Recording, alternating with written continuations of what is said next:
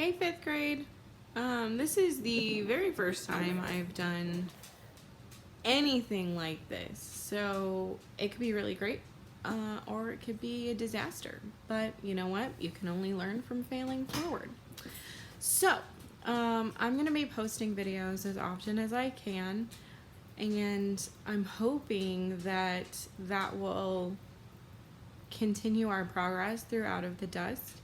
I will give you some assignments where you're going to have to read on your own.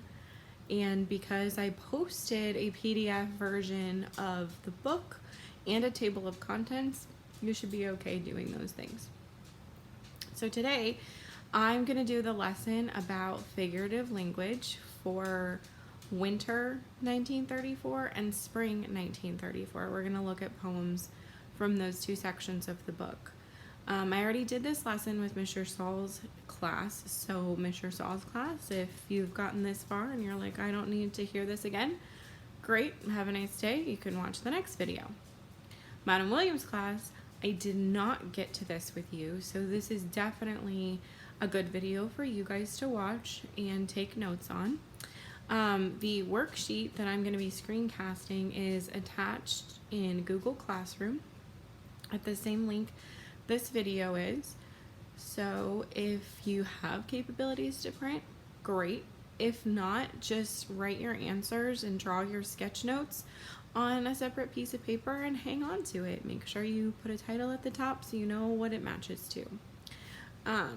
If you want to show me the pictures, you could, in a private comment, send me an image of it, or have parents send me pictures on Dojo. Either is fine. Okay, so I'm going to screencast and talk to you that way. So it's kind of similar to the lecture you would have gotten in class. I will be reading a little bit of the book and I won't be showing the pages to you, but since the PDF is online, you could potentially follow along. Okay, let's get this started. Okay, so figurative language, I know you guys talked about this with Madame Jazernak last year. Figurative language is when you make a statement that is not completely true in order to help describe something or help make a point for the reader or the listener. An example of this is saying, my brother is a bear. Is my brother literally a bear? No, he is not physically a bear. Is he clawed and large and eats raw salmon? No, that's literally a bear. But maybe he's really gruff. Maybe he's really large. Maybe he's really hairy. Maybe he gets angry really easily. So yeah, that is an example of figurative language. When you have literal language, it means that's exactly what's happening. I'm literally wearing a red shirt today. Is it literally raining cats and dogs? No.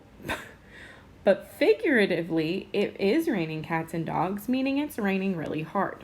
So, we're going to talk about 3 specific types of figurative language today: simile,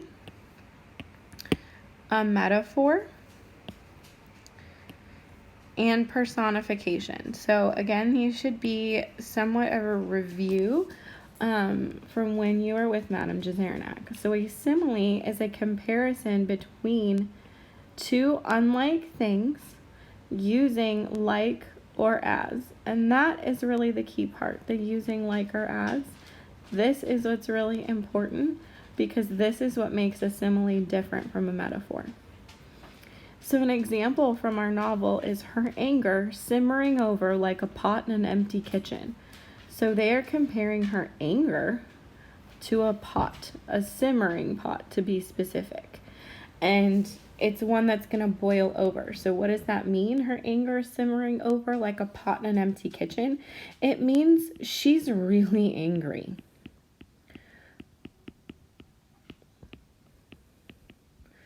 So, I don't know that you would want to deal with somebody that was simmering over like a pot in an empty kitchen. It would be pretty angry human. So moving on to metaphors, A metaphor is a comparison between two unlike things as well, but it usually says thing one is thing two. So it's using these verbs is, as, am, are, was, were, or similar. So the example from the book is, we're all whittled down to bone these days. So we, and here's the verb are all whittled down to bone. So this whittling down is what they're being compared to, because what do you whittle? You whittle wood. So they're comparing the we to wood that one would whittle. And so what does it mean that we're all whittled down to bone? It means we are really skinny.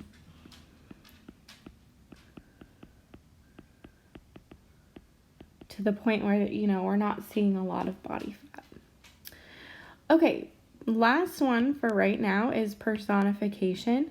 Personification gives human behaviors to non-human things. And that's really key. You'll notice with simile and metaphor, we're comparing two items. In personification, we have two things. We have a human action, but a non-human thing doing that. So the trees danced in the wind is an example. Do trees actually dance? No. Can they look like they're dancing? Sure. So when we look at our example, we've got flip over our glasses and plates, exposing neat circles, round comments on what life would be without dust. So we're talking about the circles making comments. So circles can't talk. Don't know if you were aware, but they don't. But how do these circles make comments? It means that it's showing what's left under the dust. Sorry about my dog. He's got to let me know when anything happens outside. A leaf blows down the street, watch out. Okay, so we are going to go over some of these examples from the text before I read. And then your job is going to be to complete the meaning part and the type of figurative language for most of these. And then you're going to go ahead and draw a sketch notes of what it's like to have, for example, number 1, I glare at Ma's back with a scowl as foul as maggoty stew. So you've got to draw that. Okay, so let's start with the first one. I'm going to go ahead and highlight the parts that we're talking about. So I glare at Ma's back with a scowl as foul as maggoty stew. So the thing we're talking about, the thing that's being described is this scowl. And it's being described and compared to maggoty stew. Now, it's important we do underline the maggoty part because it's describing the type of stew. It's not that she has a scowl as foul as beef stew or vegetable stew. Maggoty stew is pretty bad. And you'll notice we have these lovely as words. So, because we have two unlike things being compared and the use of as, that is a simile. And what does this mean, to have a scowl as foul as maggoty stew? It means that she has a really mean glare at her mom. So she's pretty angry with mom right now. Okay, number 2.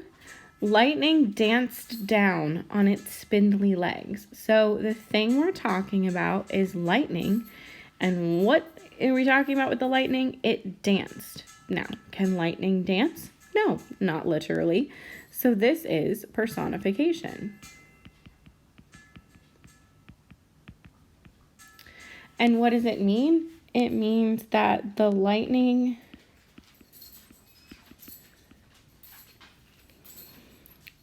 came down.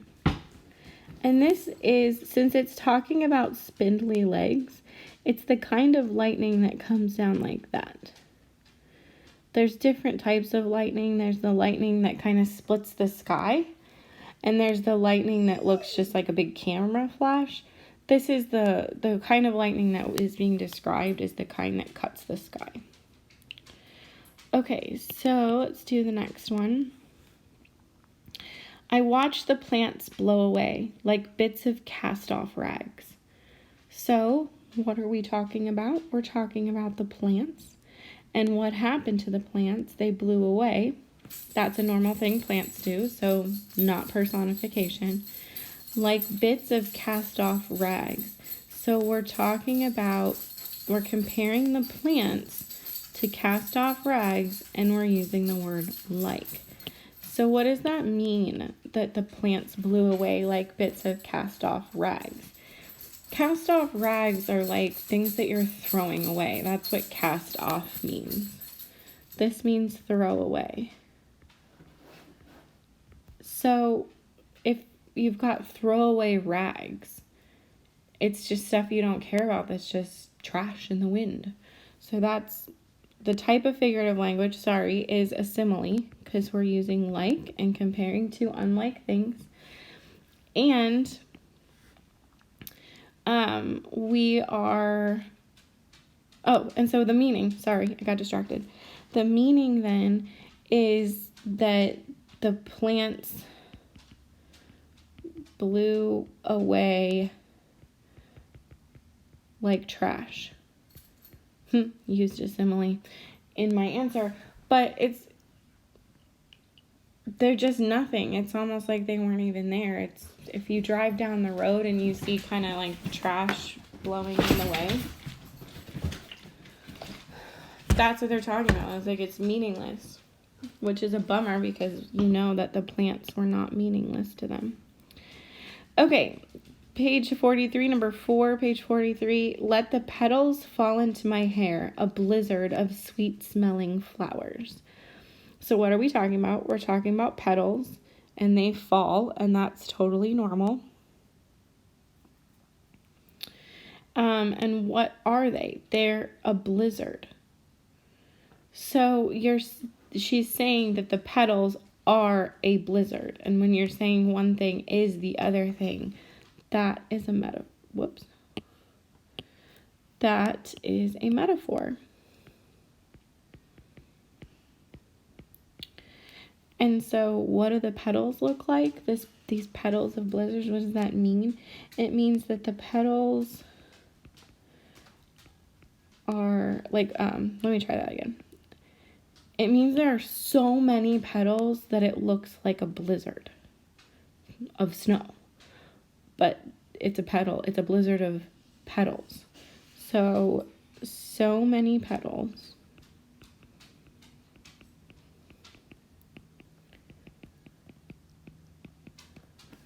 It looks like a blizzard.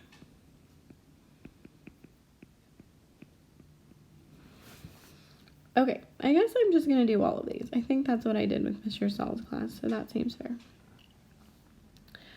Okay, so let's do... Apparently we're doing that color. Okay, page 46, number 5. Winds came bringing a red dust like a prairie fire, hot and peppery. So what are we talking about? We're talking about the dust.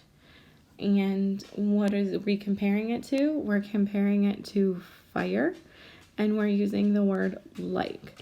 So that means we have two things being compared, and we're using like or as, so that makes this a simile. And what does it mean that it came in like a prairie fire? So this dust is overwhelming, kind of like you would get in a prairie fire.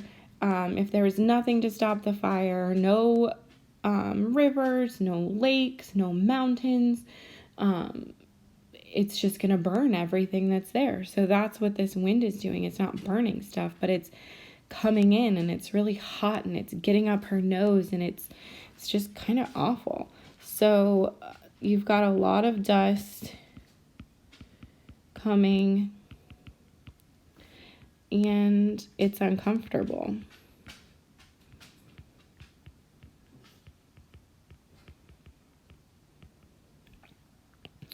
So then the next one kind of plays off of this idea. The red dust searing the inside of my nose, the whites of my eyes. So here again, we're talking about the dust. Whoops. We're talking about the dust. And what is the dust doing? It's searing the inside of the nose. Now, what does the word searing mean? That is something you do to meat before you roast it. You put it in a pan on a pretty high heat, and it sizzles and it blackens the edges and starts the cooking. So imagine that's a thing humans do to meat. They sear meat. So if we've got a non-human thing, dust, doing something humans do, sear, that is personification. So then I want you to imagine this idea that the dust is searing the inside of her nose. So it's like burning and really painful. So the dust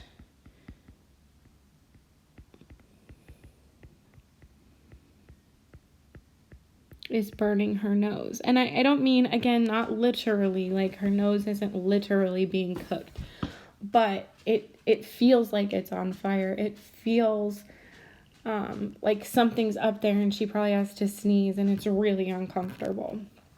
So nobody's really enjoying that. Okay, so at this point, I want you guys to go ahead and do some sketch notes for those 6 examples of figurative language. So that should be interesting. There's no right or wrong for this, but I really just want you to think about it. And then I am also going to go ahead and finish reading Spring 1934 to you guys. So I'll pull the camera back up. Okay, so we stopped at apple blossoms, where she was talking about the apple tree blossoming, and it was really amazing, and she can't wait to have the apples again and why they were so well cared for. They also talked about, the fact that the bank's closed, the plants are withering up, and it's really just bad news for everybody. As I read this, I'm going to remind you of your vocabulary words. And so on your Spring 1934 vocabulary sheet, you need to finish the sketch notes for your vocabulary words on there too. Okay. World War. Daddy was just 17 when he fought in the Great War off in France. There's not much he's willing to say about those days except about the poppies. He remembers the poppies, red on the graves of the dead. Daddy says that war tore France up, worse than a tornado, worse than a dust storm. But no matter. The wild poppies bloomed in the trail of the fighting, brightening the French countryside. I wish I could see poppies growing out of this dust. May 1934. So what she's talking about in here, the Great War, World War One. We call it World War One now because there's a World War Two. But World War II didn't start till 1939, and remember, this is 1934. So when she talks about the Great War, that's World War One because there hadn't been a second one yet. And the other thing she mentions is, I wish I could see the poppies growing out of this dust. So she's talking about her land around her being like a graveyard, because he is remembering these poppies on the graves of the dead, these red, beautiful things that are kind of bursting out and giving life to where there's death. And she's saying, wow, I wish I could see that. She's comparing the dust on her farm to the graveyards in France. So that's a pretty big deal. Apples. Ma's apple blossoms have turned to hard green balls. To eat them now so tart would turn my mouth inside out, would make my stomach groan. But in just a couple months after the baby is born, those apples will be ready and we'll make pies and sauce and pudding and dumplings and cake and cobbler and just have plain apples to take to school and slice with my pocket knife and eat one juicy piece at a time till my mouth is clean and fresh and my breath is nothing but apple. June 1934. So tart is one of your vocabulary words, which means like really extra sour. If you've ever accidentally eaten something that's just not ripe yet and you get that face, that's tart. Dust and rain. On Sunday, winds came, bringing a red dust like prairie fire, hot and peppery, searing the inside of my nose, the whites of my eyes, roaring dust, turning the day from sunlight to midnight. And as the dust left, rain came. Rain that was no blessing. It came too hard, too fast, and washed the soil away, washed the wheat away with it. Now, little remains of Daddy's hard work, and the only choice he has is to give up or start all over. At the Strong Ranch, they didn't get a single drop. So who fared better? Ma looks out the window at her apple trees. Hard green balls have dropped to the ground, but there are enough left. Enough for a small harvest if we lose no more. June 1934. So in this one, there's that really big question she said towards the end. Who fared better? Did they fare better because they got an abundance of rain? They really needed the rain, but it was so hard and so fast, the ground didn't have time to soak it up and it just ruined all the crops?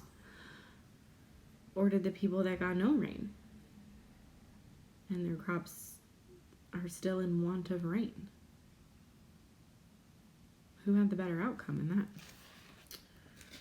Solid question. Harvest.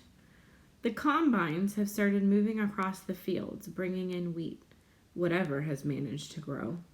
Mr. Tuttle delivered the first load to town, selling it for 73 cents a bushel. Not bad.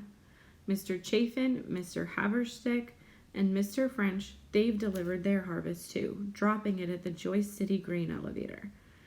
Daddy asked Mr. Haverstick how things looked, and Mr. Haverstick said he figures he took 8 bushels off a 20-bushel acre. If Daddy gets 5 bushels to his acre, it'll be a miracle. So I would look up what a combine is, because you probably need to see a picture, but it's a big machine that helps harvest. An acre is how you measure land. So normally they get 20 bushels of wheat per acre. This Mr. Haverstick only got 8. Her dad might get 5. So that's a pretty big indication of how bad their crops are right now. On the road with Arlie. Here's the way I figure it. My place in the world is at the piano. I'm earning a little money thanks to Arlie Wanderdale. He and his Black Mesa boys have connections in Keys and Goodwell and Texacoma. And every little crowd is grateful to hear a rag or two played on the piano by a long-legged, red-haired girl, even when the piano has a few keys soured by dust. At first, Ma crosses her arms against her chest and stared me down, hard-jawed and sharp, and said I couldn't go. But the money helped convince her, and the compliment from Arlie and his wife Vera that they'd surely bring my Ma along to play too if she wasn't so far gone with a baby coming. Ma said okay, but only for the summer, and only if she didn't hear me gripe how I was tired, or see me dragging my back end around, or have to call me twice upon a morning, or find my farm chores falling down, and only if Arlie's wife Vera kept an eye on me. Arlie says my piano playing is good. I play a set of songs with the word baby in the title, like My Baby Just Cares for Me and Walking My Baby Back Home. I picked those songs on purpose for Mom. And the folks that come to hear Arlie's band, they like 'em fine. Arlie pays in dimes. Ma's putting my earnings away, I don't know where, saving it to send me to school in a few years. The money doesn't matter much to me. I'd play for nothing. When I'm with Arlie's boys, we forget the dust. We're flying down the road in Arlie's car, singing, laying our voices on top of the beat Miller Rice plays on the back of Arlie's seat. And sometimes Vera up front chirps crazy notes with no words, and the sounds she makes seem just about amazing. It's being a part of all that, being part of Arlie's crowd I like so much. Being on the road, being somewhere new and interesting. We have a fine time. And they let me play piano too. June 1934. So that's the end of spring 1934. So the next up is summer 1934. And I will post a different video for that where I talk about mood. The book takes quite a turn in this beginning of summer 1934. And it's pretty sad. So prepare yourself for that and look for my next video coming in probably a day or two. Okay, have a good day. Bye.